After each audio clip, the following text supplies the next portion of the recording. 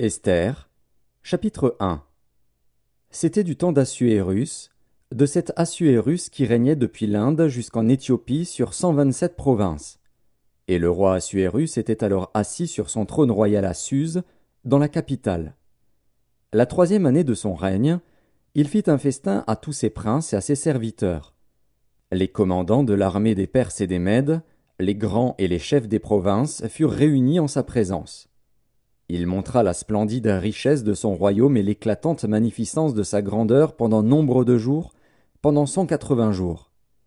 Lorsque ces jours furent écoulés, le roi fit pour tout le peuple qui se trouvait à Suse, la capitale, depuis le plus grand jusqu'au plus petit, un festin qui dura 7 jours, dans la cour du jardin de la maison royale. Des tentures blanches, vertes et bleues, étaient attachées par des cordons de byssus et de pourpre à des anneaux d'argent et à des colonnes de marbre.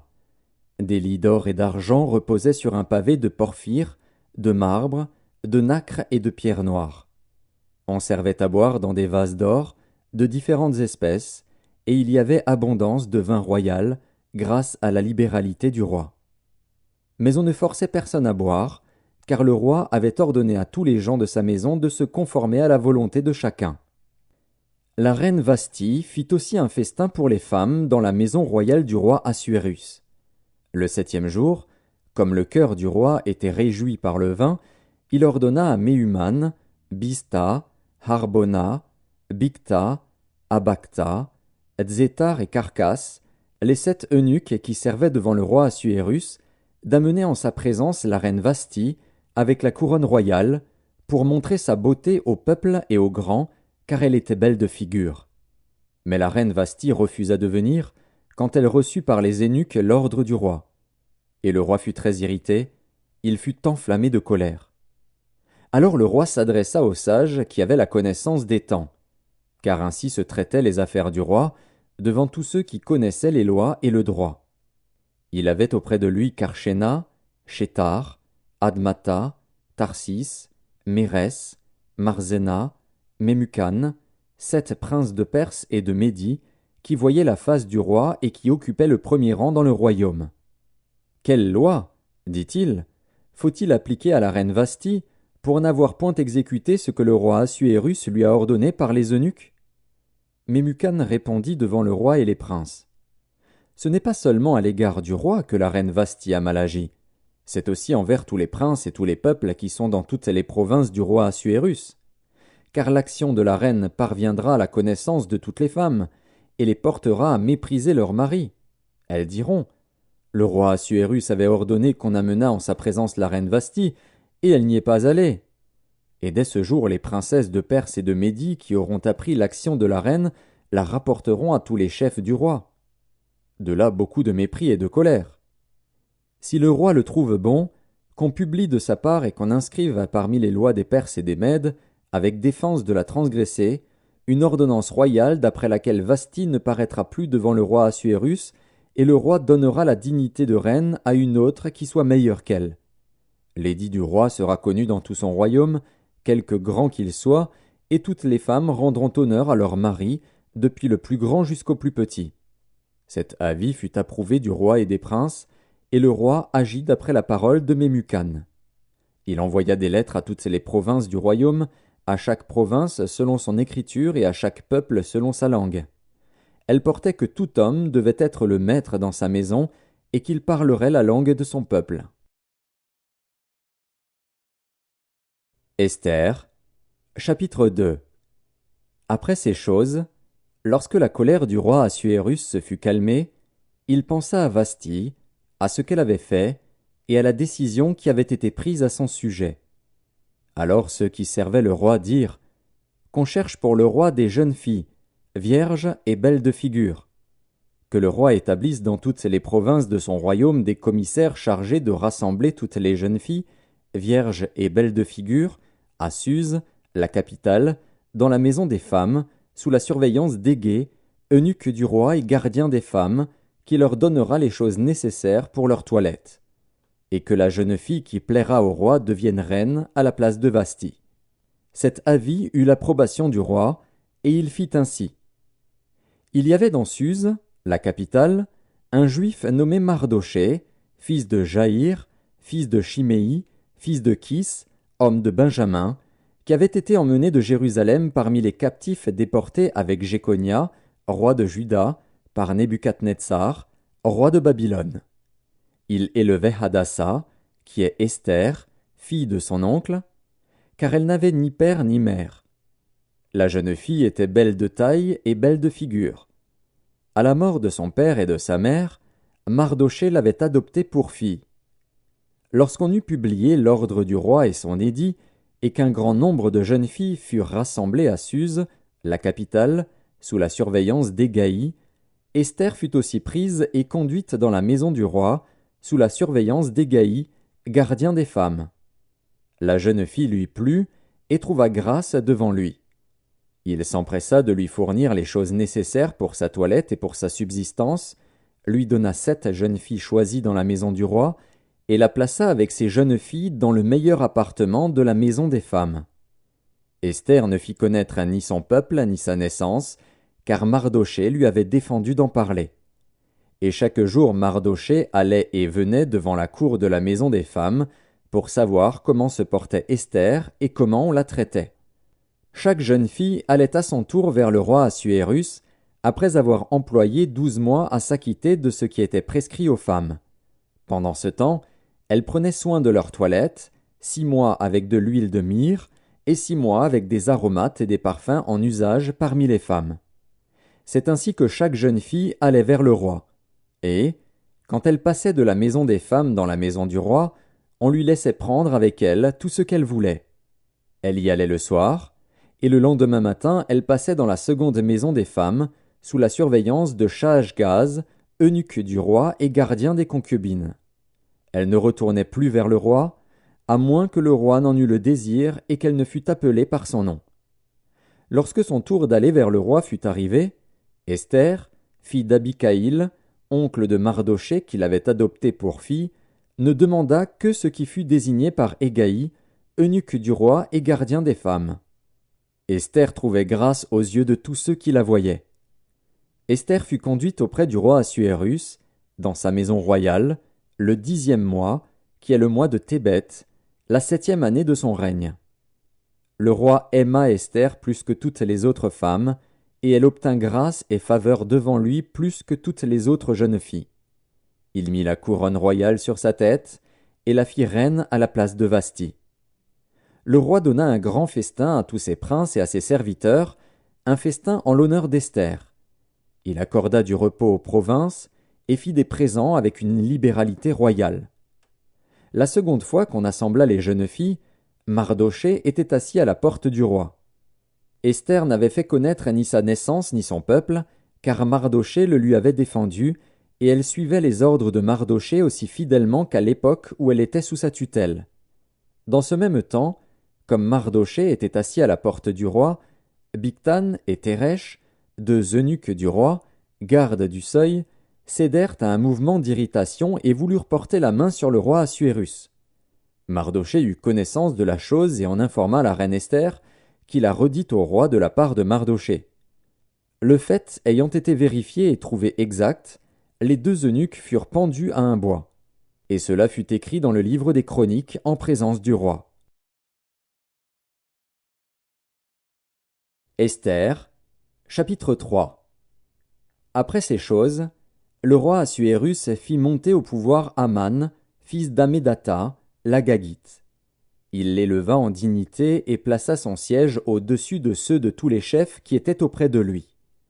Tous les serviteurs du roi, qui se tenaient à la porte du roi, fléchissaient le genou et se prosternaient devant Aman, car tel était l'ordre du roi à son égard. Mais Mardoché ne fléchissait point le genou et ne se prosternait point. Et les serviteurs du roi, qui se tenaient à la porte du roi, dirent à Mardoché, « Pourquoi transgresses-tu l'ordre du roi ?» Comme ils le lui répétaient chaque jour et qu'il ne les écoutait pas, ils en firent rapport à Aman pour voir si Mardoché persisterait dans sa résolution, car il leur avait dit qu'il était juif. Et Aman vit que Mardoché ne fléchissait point le genou et ne se prosternait point devant lui. Il fut rempli de fureur. Mais il dédaigna de porter la main sur Mardoché seul, car on lui avait dit de quel peuple était Mardochée, et il voulut détruire le peuple de Mardochée, tous les Juifs qui se trouvaient dans tout le royaume d'Assuérus. Au premier mois, qui est le mois de Nisan, la 12e année du roi Assuérus, on jeta le pur, c'est-à-dire le sort, devant Aman, pour chaque jour et pour chaque mois, jusqu'au 12e mois, qui est le mois d'Adar. Alors Aman dit au roi Assuérus, « Il y a dans toutes les provinces de ton royaume un peuple dispersé et à part parmi les peuples, ayant des lois différentes de celles de tous les peuples et n'observant point les lois du roi. Il n'est pas dans l'intérêt du roi de le laisser en repos. Si le roi le trouve bon, qu'on écrive l'ordre de les faire périr. Et je pèserai 10 000 talents d'argent entre les mains des fonctionnaires pour qu'on les porte dans le trésor du roi. » Le roi ôta son anneau de la main et le remit à Aman, fils d'Ammédatha, l'Agagite, ennemi des Juifs. Et le roi dit à Aman, « L'argent t'est donné, et ce peuple aussi. Fais-en ce que tu voudras. » Les secrétaires du roi furent appelés le 13e jour du premier mois, et l'on écrivit, suivant tout ce qui fut ordonné par Aman, aux satrapes du roi, aux gouverneurs de chaque province et aux chefs de chaque peuple, à chaque province selon son écriture et à chaque peuple selon sa langue. Ce fut au nom du roi Assuérus que l'on écrivit, et on scella avec l'anneau du roi. Les lettres furent envoyées par les courriers dans toutes les provinces du roi, pour qu'on détruisît, qu'on tuât et qu'on fît périr tous les Juifs, jeunes et vieux, petits enfants et femmes, en un seul jour, le 13e du 12e mois, qui est le mois d'Adar, et pour que leurs biens fussent livrés au pillage. Ces lettres renfermaient une copie de l'édit qui devait être publié dans chaque province, et invitaient tous les peuples à se tenir prêts pour ce jour-là. Les courriers partirent en toute hâte, d'après l'ordre du roi. L'édit fut aussi publié dans Suse, la capitale. Et tandis que le roi et Aman étaient à boire, la ville de Suse était dans la consternation. Esther, chapitre 4. Mardochée, ayant appris tout ce qui se passait, déchira ses vêtements, s'enveloppa d'un sac et se couvrit de cendres. Puis il alla au milieu de la ville en poussant avec force des cris amers, et se rendit jusqu'à la porte du roi, dont l'entrée était interdite à toute personne revêtue d'un sac.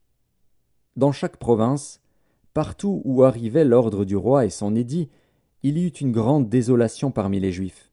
Ils jeûnaient, pleuraient et se lamentaient, et beaucoup se couchaient sur le sac et la cendre. Les servantes d'Esther et ses eunuques vinrent lui annoncer cela, et la reine fut très effrayée. Elle envoya des vêtements à Mardochée pour le couvrir et lui faire ôter son sac, mais il ne les accepta pas. Alors Esther appela Hathak, l'un des eunuques que le roi avait placé auprès d'elle, et elle le chargea d'aller demander à Mardochée ce que c'était et d'où cela venait. Hathak se rendit vers Mardochée sur la place de la ville, devant la porte du roi. Et Mardochée lui raconta tout ce qui lui était arrivé, et lui indiqua la somme d'argent qu'Aman avait promis de livrer au trésor du roi en retour du massacre des Juifs. Il lui donna aussi une copie de l'édit publié dans Suse en vue de leur destruction, afin qu'il le montrât à Esther et lui fît tout connaître. Et il ordonna qu'Esther se rendît chez le roi pour lui demander grâce et l'implorer en faveur de son peuple. Hathak vint rapporter à Esther les paroles de Mardochée. Esther chargea Hathak d'aller dire à Mardochée, « Tous les serviteurs du roi et le peuple des provinces du roi savent qu'il existe une loi portant peine de mort contre quiconque, homme ou femme, entre chez le roi, dans la cour intérieure, sans avoir été appelé. Celui-là seul a la vie sauve, à qui le roi tend le sceptre d'or.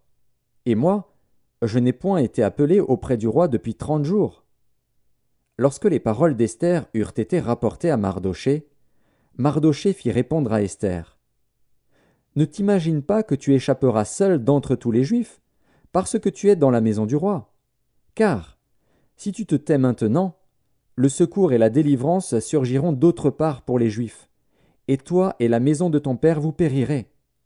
Et qui sait si ce n'est pas pour un temps comme celui-ci que tu es parvenu à la royauté ?» Esther envoya dire à Mardochée, « Va, rassemble tous les Juifs qui se trouvent à Suse, et jeûnez pour moi, sans manger ni boire pendant 3 jours, ni la nuit, ni le jour. Moi aussi, je jeûnerai de même avec mes servantes, puis j'entrerai chez le roi, malgré la loi. Et si je dois périr, je périrai. » Mardochée s'en alla et fit tout ce qu'Esther lui avait ordonné. Esther, chapitre 5.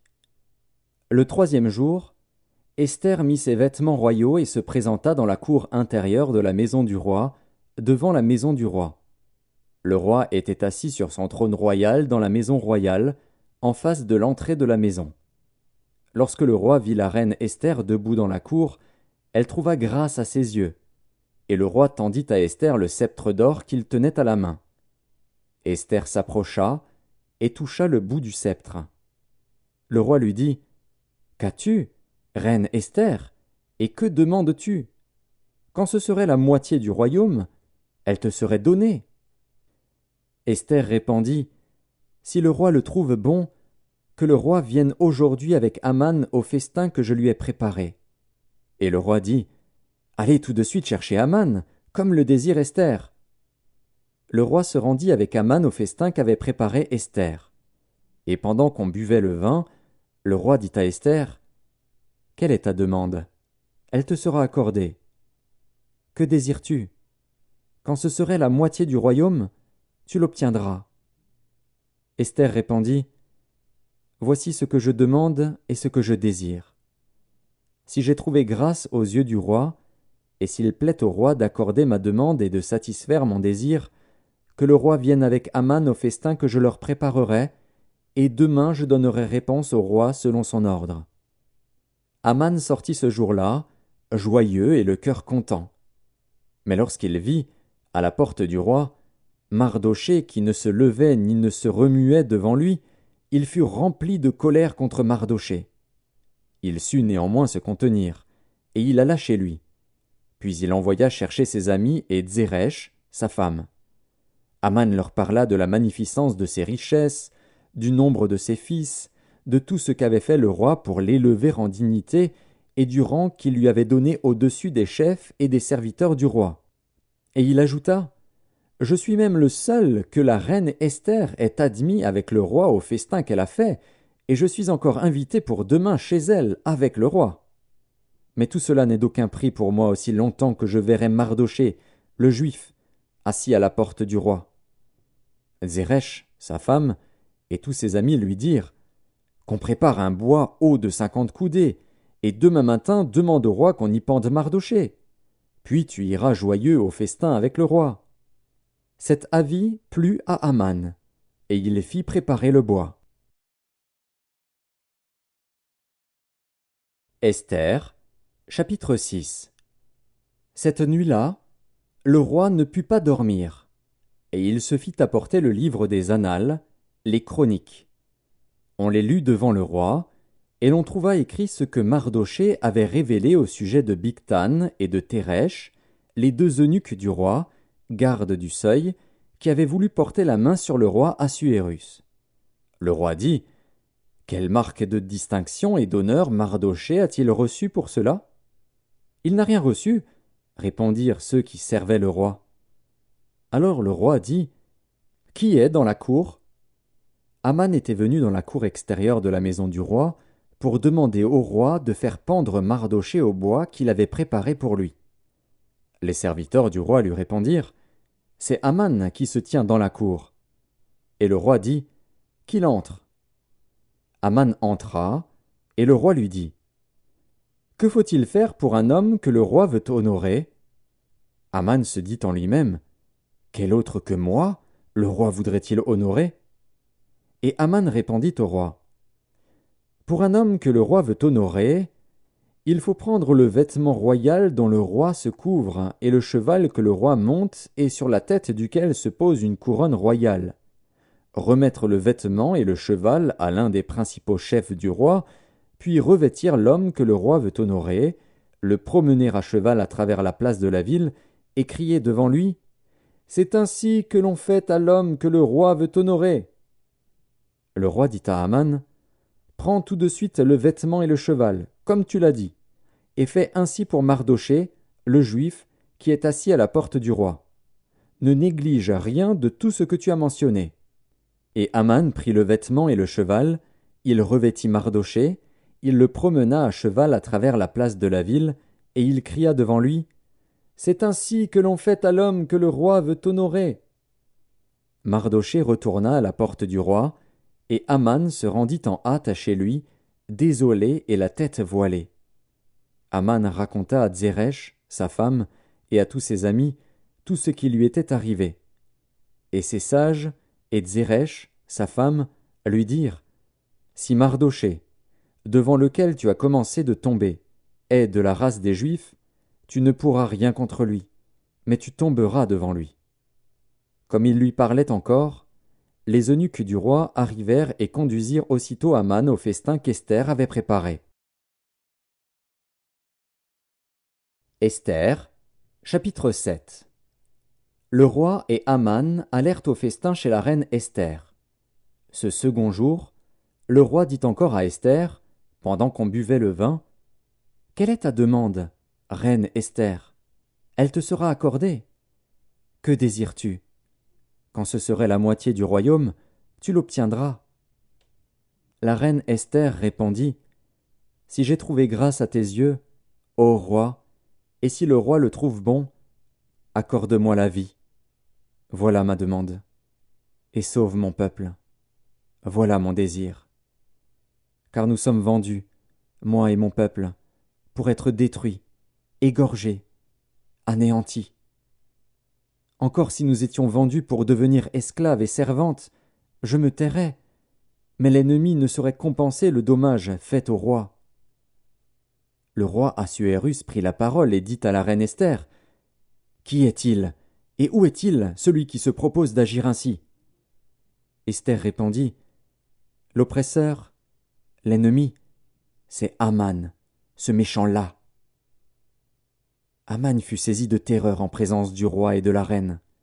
Et le roi, dans sa colère, se leva et quitta le festin pour aller dans le jardin du palais.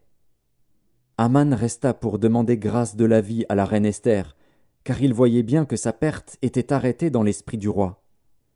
Lorsque le roi revint du jardin du palais dans la salle du festin, il vit Aman qui s'était précipité vers le lit sur lequel était Esther, et il dit, « Serait-ce encore pour faire violence à la reine, chez moi, dans le palais ?»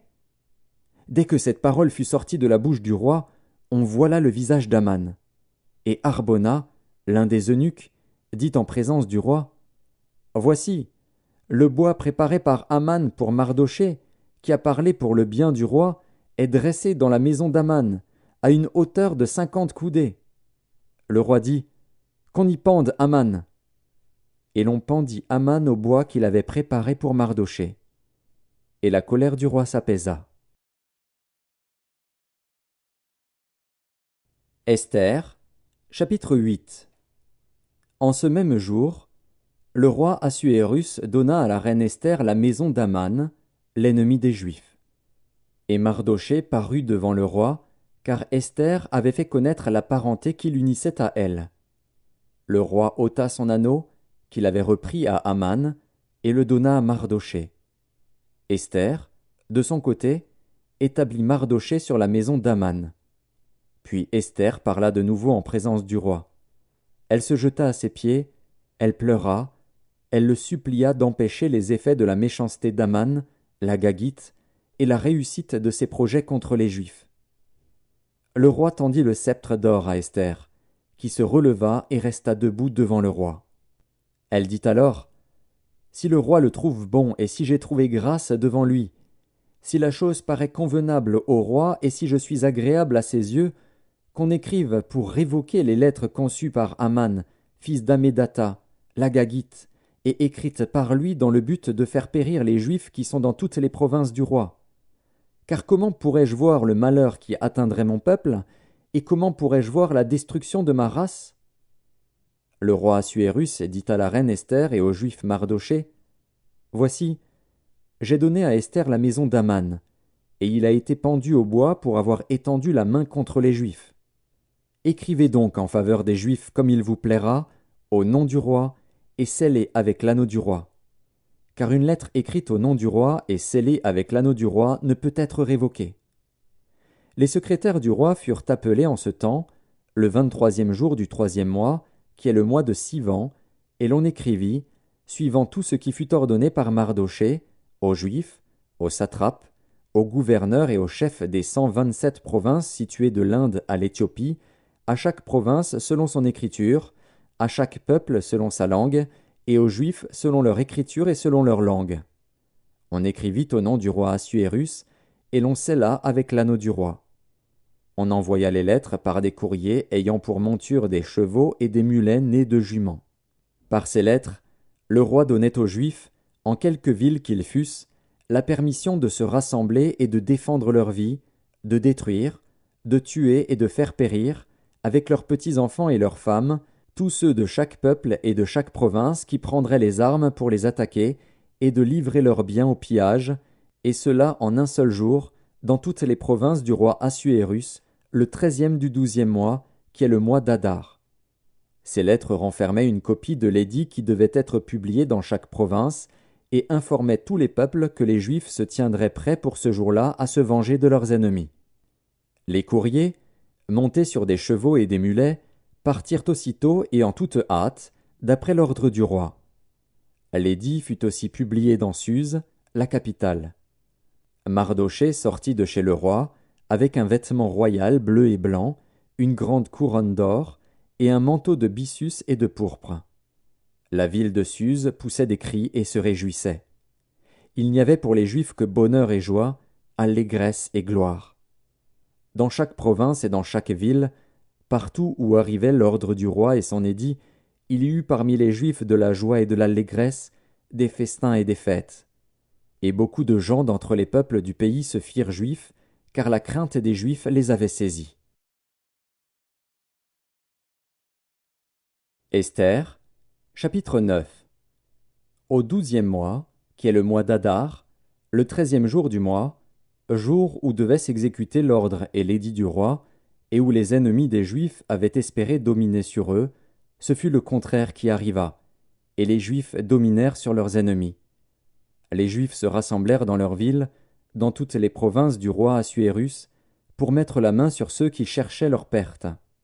Et personne ne put leur résister, car la crainte qu'on avait d'eux s'était emparée de tous les peuples.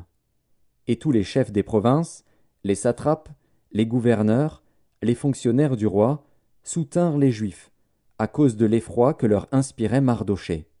Car Mardochée était puissant dans la maison du roi, et sa renommée se répandait dans toutes les provinces, parce qu'il devenait de plus en plus puissant. Les Juifs frappèrent à coups d'épée tous leurs ennemis, ils les tuèrent et les firent périr. Ils traitèrent comme il leur plut ceux qui leur étaient hostiles.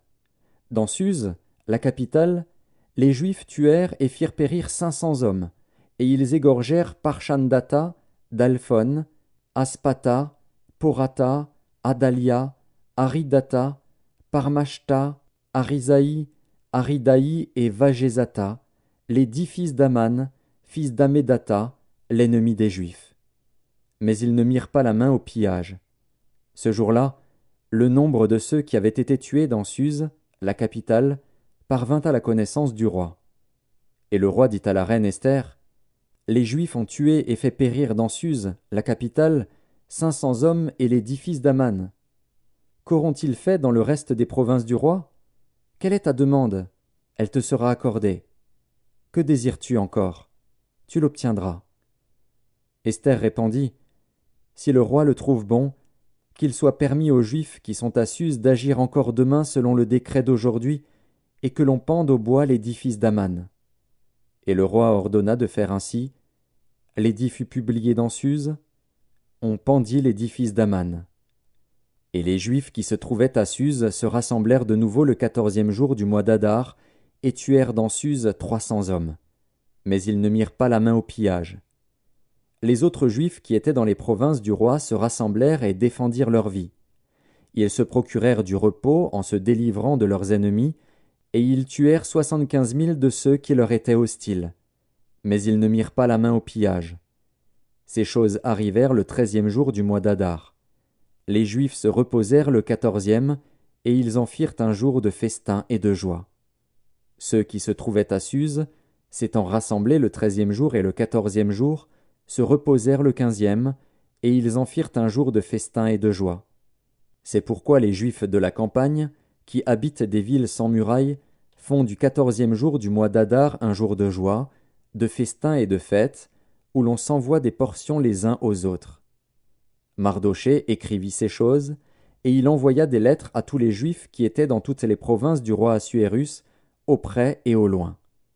Il leur prescrivait de célébrer chaque année le 14e jour et le 15e jour du mois d'Adar, comme les jours où ils avaient obtenu du repos en se délivrant de leurs ennemis, de célébrer le mois où leur tristesse avait été changée en joie et leur désolation en jours de fête, et de faire de ces jours des jours de festin et de joie, où l'on s'envoie des portions les uns aux autres et où l'on distribue des dons aux indigents. Les Juifs s'engagèrent à faire ce qu'ils avaient déjà commencé et ce que Mardochée leur écrivit. Car Aman, fils d'Amédatha, l'Agagite, ennemi de tous les Juifs, avait formé le projet de les faire périr, et il avait jeté le pur, c'est-à-dire le sort, afin de les tuer et de les détruire. Mais Esther, s'étant présentée devant le roi ordonna par écrit de faire retomber sur la tête d'Aman le méchant projet qu'il avait formé contre les Juifs, et de le pendre au bois, lui et ses fils. C'est pourquoi on appela ces jours Purim, du nom de Pur. D'après tout le contenu de cette lettre, d'après ce qu'ils avaient eux-mêmes vu et ce qui leur était arrivé, les Juifs prirent pour eux, pour leur postérité, et pour tous ceux qui s'attacheraient à eux, la résolution et l'engagement irrévocable de célébrer chaque année ces 2 jours, selon le mode prescrit et au temps fixé. Ces jours devaient être rappelés et célébrés de génération en génération, dans chaque famille, dans chaque province et dans chaque ville. Et ces jours de Purim ne devaient jamais être abolis au milieu des Juifs, ni le souvenir s'en effacer parmi leurs descendants. La reine Esther, fille d'Apikaïl, et le juif Mardochée écrivirent d'une manière pressante une seconde fois pour confirmer la lettre sur les Purim. On envoya des lettres à tous les Juifs, dans les 127 provinces du roi Assuérus. Elles contenaient des paroles de paix et de fidélité pour prescrire ces jours de Purim au temps fixé, comme le juif Mardochée et la reine Esther les avaient établis pour eux, et comme ils les avaient établis pour eux-mêmes et pour leur postérité, à l'occasion de leur jeûne et de leurs cris. Ainsi l'ordre d'Esther confirma l'institution des Purim, et cela fut écrit dans le livre. Esther, chapitre 10. Le roi Assuérus imposa un tribut aux pays et aux îles de la mer. Tous les faits concernant sa puissance et ses exploits, et les détails sur la grandeur à laquelle le roi éleva Mardochée, ne sont-ils pas écrits dans le livre des chroniques des rois des Mèdes et des Perses? Car le juif Mardochée était le premier après le roi Assuérus. Considéré parmi les Juifs et aimé de la multitude de ses frères, il rechercha le bien de son peuple et parla pour le bonheur de toute sa race.